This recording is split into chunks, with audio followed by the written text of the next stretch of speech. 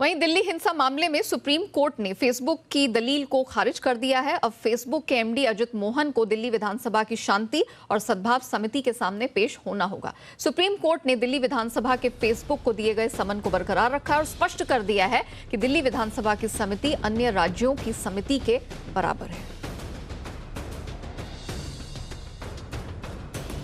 Social media की मनमानी पर नए आईटी मंत्री ने कल पदभार संभालते हुए क्या कहा था, ये आपको सुनाते हैं।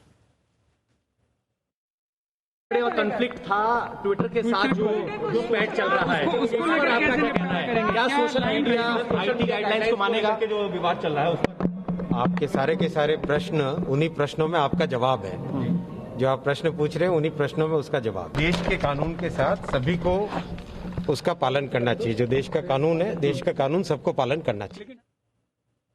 अगली खबर का रुख करते हैं। सरकारी general insurance company United India में 170 करोड़ रुपए के घोटाले का मामला सामने आया है। इकोनॉमिक ऑफेंस विंग ईओडब्ल्यू की जांच में इस फर्जीवाड़े का खुलासा हुआ है। ज्यादा जानकारी लेकर जुड़ रहे मेरे सहयोगी अनुराग शाह। अनुराग, जरा बताइए इस फ्रॉड के बारे में।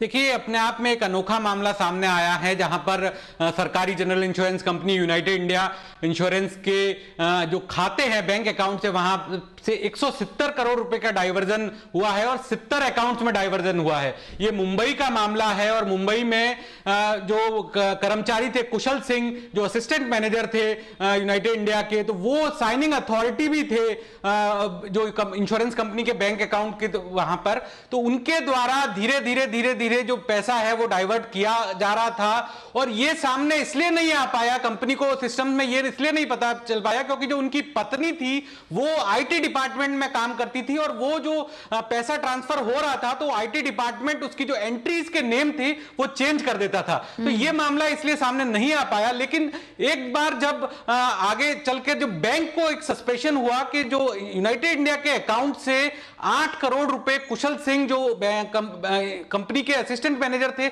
उनके अकाउंट में जब 8 करोड़ रुपए का एक ट्रांजैक्शन हुआ, उसके बाद इस मामले के अंदर रिपोर्ट दर्ज कराई गई और ईओडब्ल्यू ने जब आगे मामले की जांच करी तब यह पता चला कि केवल एक अकाउंट में ही नहीं, जो कुशल सिंह है उनके द्वारा उनकी पत्नी के अकाउंट में और बाकी कई सारे अकाउंट में पैसा ट्रांसफर किया गया और ये 8 करोड़ जो राशि थी वो बढ़ते बढ़ते 170 करोड़ रुपए की हो गई। ईओडब्ल्यू की जांच में यह भी सामने आया कि इस साल की शुरुआत में जो दोनों दंपत्ति थे उनके द्वारा एक रियल्टी फर्म भी दिल्ली के अंदर रजिस्टर कराई गई और ये जो दोनों दंपत्ति है ये देश छोड़कर भागने की फिराक में थे, लेकिन कोरोना लॉकडाउन की वजह से मुमकिन नहीं हो पाया।